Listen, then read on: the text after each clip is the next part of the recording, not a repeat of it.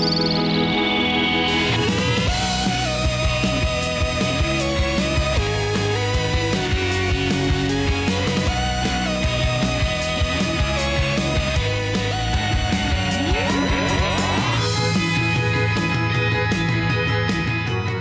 of the Planets.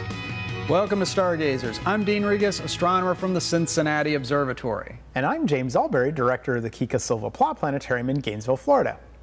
Dean, would you say I'm fond of conjunctions? Fond is too subtle. Conjunction obsessed would be more appropriate. Exactly.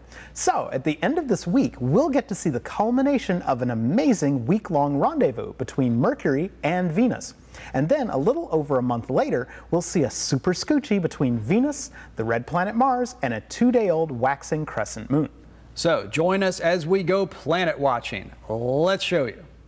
Okay, we have our skies set for immediately after sunset on Sunday, January 11th, facing west.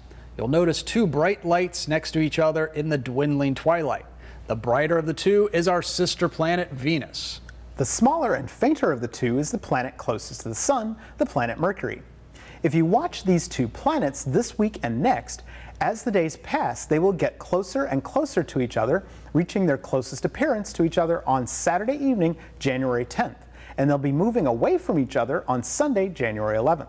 You're probably asking yourself, why do the planets appear to move every night against the background stars? That's a good question, because it really puzzled our ancestors. For most of human history, there was no scientific explanation for what the stars were. So, many cultures considered the stars as being divine.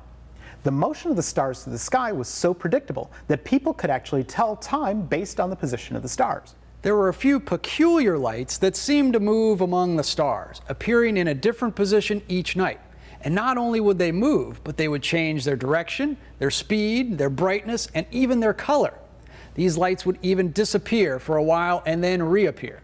The strange behavior of these lights prompted many ancient cultures to believe that these wandering stars were greater gods than the fixed stars, and their bizarre motions were messages from the gods expressing their pleasure or displeasure with the doings of man. Ancient Greek astronomers referred to these wandering stars as asteros planetes, which we have shortened today to planet. We now define a planet as being a relatively large spherical body that orbits a star, in our case the Sun. Given the godly history of the planets, each of the major planets is named after a character in Roman mythology. For example, Mercury is named after the messenger of the Roman gods. He was known for his speed, and this planet lives up to its namesake. Mercury is traveling over 100,000 miles per hour around the Sun and can complete one orbit in about 88 days. Earth completes one orbit in a little over 365 days. Venus, the brightest and the most dazzling of the naked eye planets, was named after the Roman goddess of beauty. However, its beauty is deceptive. Venus has one of the most hostile planetary environments we know. Its atmosphere is poisonous to us, and its surface temperature is hot enough to melt lead. So, let's watch how these planets move. Go outside at sunset this week and next, and shortly after the Sun disappears, you'll see Mercury and Venus snuggling up to each other.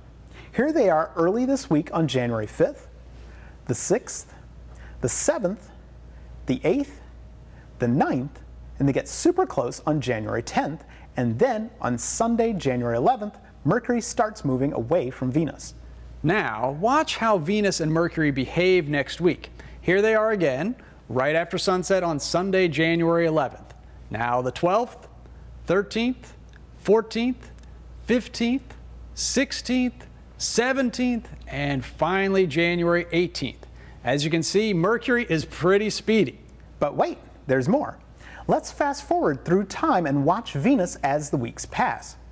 As each week goes by, watch Venus as it gets higher and higher, and then by Friday, February 20th, you're in for a treat.